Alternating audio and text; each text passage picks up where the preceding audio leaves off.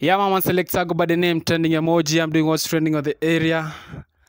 I've come with another episode of Trending Emoji. Nilikuwa napita nikapita huku nikapata hii maji. So I need to give one person a challenge aniwekee maji upside down. Najua hata unashindwa. Hii maji itekwa aje upside down, lakini I need them to think beyond their words. Ama aje? Kabisa. Nimekuja nikapata kijana alikuwa amekaa hapa. Ameenda wapi? Ndio huyu. Kuja. Ni aje? Ni aje? Siko poa. Nataka uniwekee maji upside down. Unaweza niwekee maji upside down? Niko ni chini. Nikupatie cash robe sahi. Maji hizi enda upside down. Wewe ni Uko sure aje? Mimi niko sure inaweza enda upside down.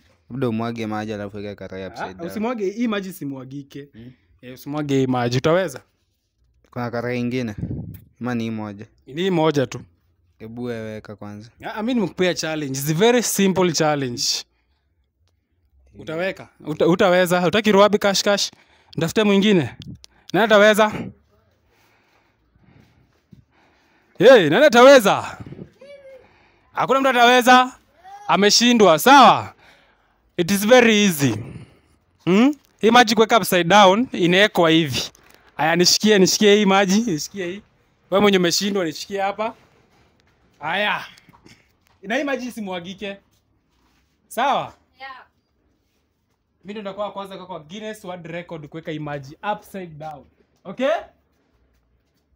Inawekwa hivi. Up, side, down. Hivyo tu. You win your roabe, unawekea maji upside down. Si ndio? Wote unajua maji haiwezi wekwa hivi. Unaniwekea tu up, side, down. Is it easy? It's very easy, but you use your brain. Thank you. This is another episode of Trending Emoji. The video is out. Subscribe for more.